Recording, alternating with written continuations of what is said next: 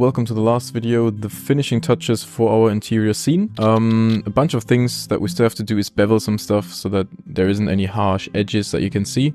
This is basically just about getting everything to be as photoreal and as sort of finished in every way as possible. So there is this weird sort of spherical deformation of the mirrored image. I think I just want to have a flat mirror. So making a flat mirror is pretty easy. In this case, you just hit S and Y, I think it is. Yeah, SY and then 0 and boom, now it's flat. So now we got a nice looking mirror. So fix that, easy. There's some things we still need to fix, such as this face. If I look at it, the texture on this is like way too big for some reason. This is just a little UV fix that we need to get in. If we select the basic wall texture and we go select, boom, here we go. Then we get this kind of UV map. So we can go U, unwrap, and cube projection, and this will make it look nicer. Now it's pretty low res, so we can just hit S and perhaps 3 would be a good call to get it back to where it was before. Yeah, probably like that. That's probably fine. You can also see that this face here has the wrong material. For some reason, we have to assign the Hungarian parquet to that as well. And now the UVs are again screwed up. By hitting Y, we can detach this face.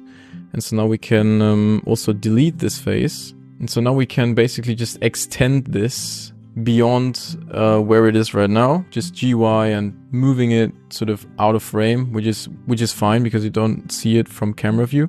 So that now means that we have stretched our Hungarian parquet texture a little bit into this direction. So I'm just gonna select only the Hungarian parquet flooring.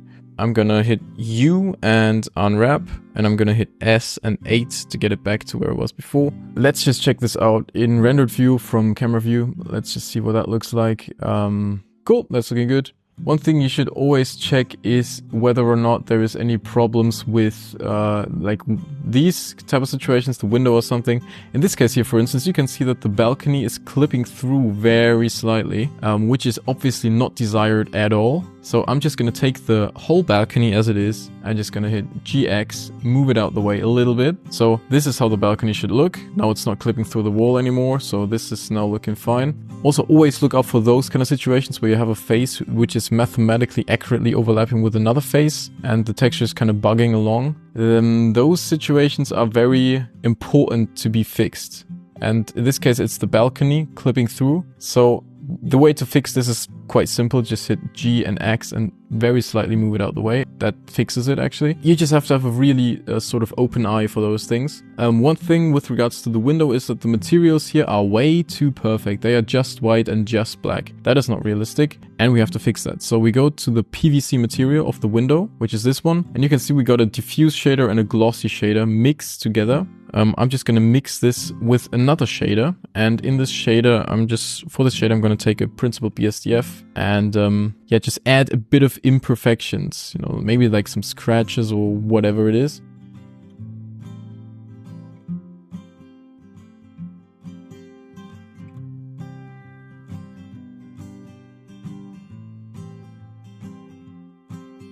And there we go, we got PVC, then there's another plastic material here. For the glossy shader, I'm probably gonna just get a noise texture with the color ramp, which is going to control the roughness of the thing, like this. So there are some spots that are rough, some spots that aren't rough. Now if I drive up the scale, you can see what it does. You also don't want to overdo this kind of stuff because you obviously don't want your windows or your materials to look dirty. You want to find the perfect in-between thing where things aren't perfect but aren't looking dirty, and this is, I think, what we just got, and this is looking pretty good. Also here, very important, bevel your stuff, because again, it's not realistic to have perfectly sharp edges. Just gonna make one big selection of hard edges that need to be beveled. Now let's just get the bevel tool, drive it up a little bit. Those edges aren't completely perfectly mathematically sharp anymore, which is exactly what we want. So very important to do those things. Very, very important. Also, with regards to objects being placed somewhere, you should always check out whether there is like the tiniest bit of space between them and the floor so that they don't clip through, but also that they don't fly in a way. So if we look at this thing here, that's perfect. That's exactly how it's supposed to be. If you look at this chair, however, it's completely clipping through.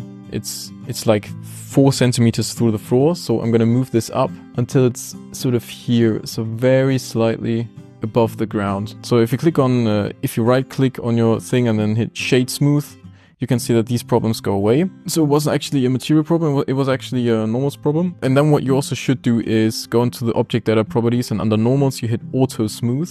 And here now, if you mess with the angle, you can really go into detail with how exactly you want the thing to be shaded smooth.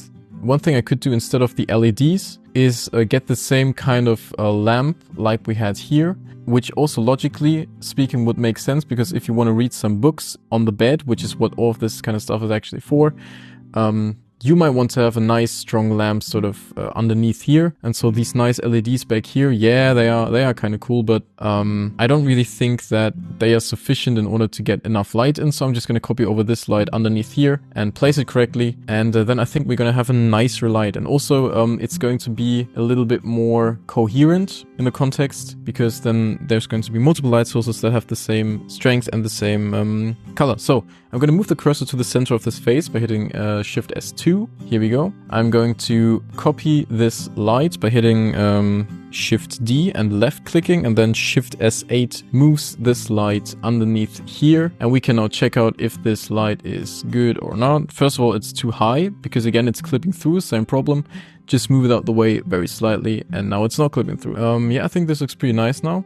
Last but not least, let's close the wall behind the camera with extrusion. So E and X, and I'm just going to close the room like this, and that's fine. Now we also get some accurate bounce light, and we also get, if you look into the mirror, we also get the back wall now. One thing that we could add in theory is a door, and we could see if the door is actually like big enough to be visible in the mirror. So this is like the height we would go for. So I'm gonna select this face, hit Y, and I'm gonna hit Ctrl R to add a loop cut to just this face. And then I'm going to probably just do something like this and add a little, like a hole for a door, basically. And then I'm just also gonna do one like this in about 2 meters height, which should be this. And then if I delete this face and I go to camera view, and I'm just gonna check out whether in the mirror we will be able to see this or not. We are kind of seeing a little bit of that door. I'm going to move the cursor here, going to hit Shift A, Mesh, Archimesh, and door. Grab the empty, move the door down until it's where it's supposed to be, which is here.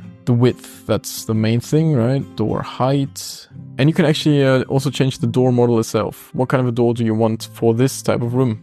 I'm just gonna check them all out, but keep in mind that this isn't like a mental sort of thing that you need to worry about, because we only see a very, very tiny bit of that door in the render through the window.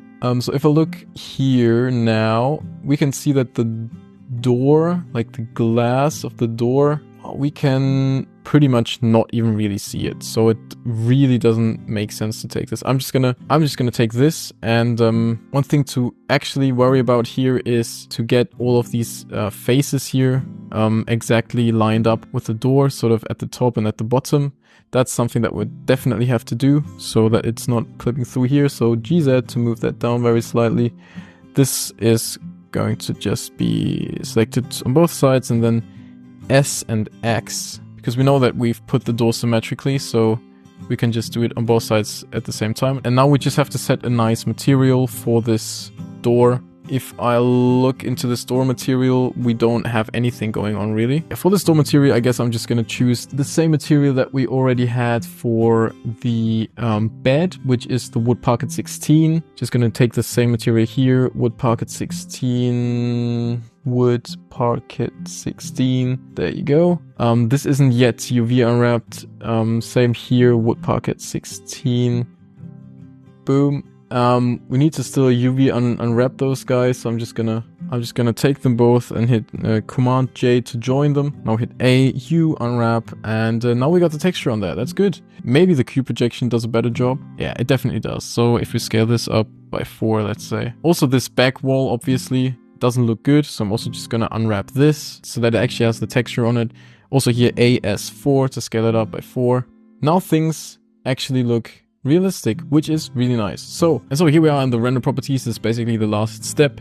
Sampling is what reduces noise. This is what the amount of samples a path tracing engine like Cycles takes. The higher the samples, the more time it's going to take, and the less noise there is going to be, and the more physically accurate your render is going to be. So this is something that you should really take into consideration when making decisions with regards to in what kind of a way you want this thing to be rendered. Do you want it to be denoised? Then you have to take into consideration that little details will actually get lost through the denoising process. With the denoise node in the compositor, you can kind of get around that problem because you're now handing the denoise algorithm a little bit more information by splitting it up into image, normal, and albedo. But if you really want to have a very, very physically accurate render, the way to do this is to just crank up the sample rate. Now, it's very important to know your computer in this case. I know I have a Mac Mini. I know it's not the best at rendering, and I know that I don't want this to render forever. What you can set is the maximum number of samples and the minimum number of samples, which is going to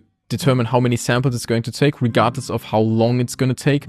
Or you can set a time limit for this render. So you can say, okay, doesn't really matter how bad the result is going to be, but I only have 10 hours to render this, and it's supposed to be as good as it gets. In that case, you can just type in 10 and then H for hours, or HR it is, and then it's going to render 10 hours. And you can also just go 10 minutes, so you can type in 10 and then min. There you go, now it's 10 minutes, or 10 seconds.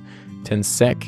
Anyways, the light paths, very important for good rendering. The light bounces are actually relatively irrelevant to the quality of your render.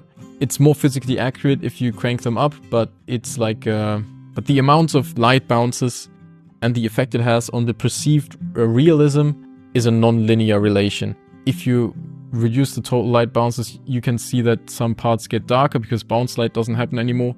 So this is obviously not realistic. And then 1 light bounce gives you this. 2 is basically already really good. And then 3 and 4, like from here, it doesn't really matter how high you go. Especially when you pass 10 total light bounces, it just increases the render time like mad. And I think by default it was on 12, which is really good. So one cool thing is actually on the film, you can change the exposure. You can make it brighter or darker, right? One thing everybody's kind of like crazy about is like this kind of stuff, that you can do a little bit of picture editing within Blender itself, that you can take the curves and, you know, add the typical S curve and add contrast like that and all these sorts of things.